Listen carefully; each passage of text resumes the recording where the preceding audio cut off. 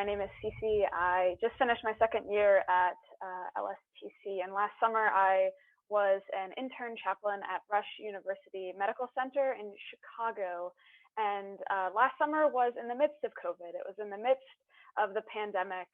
Many of my friends at seminary actually didn't get to do CPE last summer. Their programs were shut down. My CPE experience was quite altered from what it normally looks like. We didn't do 24-hour on-call shifts. We only did 12. We didn't go into COVID patient rooms. We only interacted with them through door windows. I wore a mask the entire time, so only my eyes could be seen, and most of the time I could only see the eyes of those I was working alongside or ministering to. So it was quite a summer. And for anyone who has done CPE, you know that CPE grows you, it stretches you, it challenges you. And I will say that the person I was in May of 2020 and the person that I became by August of 2020 was quite different in many amazing ways. So I want to share a poem that I wrote during my first overnight on-call shift. I was shadowing a staff chaplain, and one of the things that we did was we would walk the COVID floors with bags of snacks, and we would hand them to the night shift team, and we would ask how they were doing and see if we could care for them in any way. But this is the first time that I was on a COVID floor, and in the middle of the night around, I think, 11 p.m.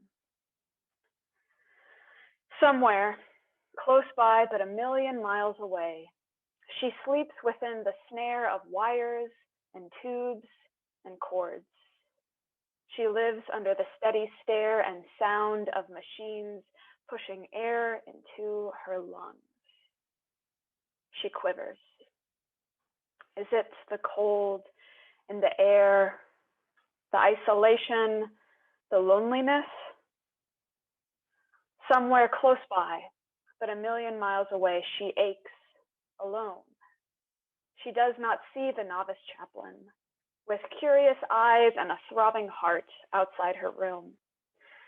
She does not know that she is being blessed right this moment from a woman in an ill-fitting white coat who has no answers, a woman who longs for the world free of masks and isolation, a woman who would climb up next to her and hold her shaking body, if only it were safe. Somewhere close by, but a million miles away, she sleeps entangled. She sleeps, not knowing a chaplain sleeps, somewhere close by, but a million miles away. And that's really how I felt. I felt quite powerless to do anything. I felt like the ministry I did last summer was a fraction of what should and could have been done for many who were in the hospital, who didn't have loved ones welcome in, who couldn't see their family members, whose only company was a 23-year-old chaplain who happened to knock on their door. But something else that I really learned and took with me into my journey this past year is that I don't get to make decisions that only affect myself.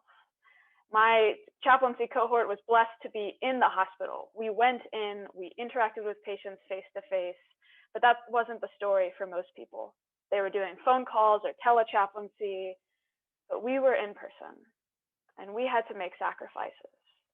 We decided as a cohort that we wouldn't go out to eat, we wouldn't gather, and we did that so that we could keep one another and so that we could keep our patients safe. Because a patient who's coming in for knee surgery shouldn't have to worry about catching COVID from their chaplain who went out the week before. And that has fit so well with what LSTC holds dear as a public church. We are not just a church for ourselves. We are not just a church for Lutherans. We are not just a church for people who look and sound like me. We are a church for everyone. We should be a church for everyone. And so as I continue to reflect on my summer of chaplaincy and how God is calling me to be at work in this world, I continue to show up and do the best that I can because That's about all that I can do. And I show up knowing that my life is not just for me. It's for so many others, and that my choices are not just for me. They're for so many others.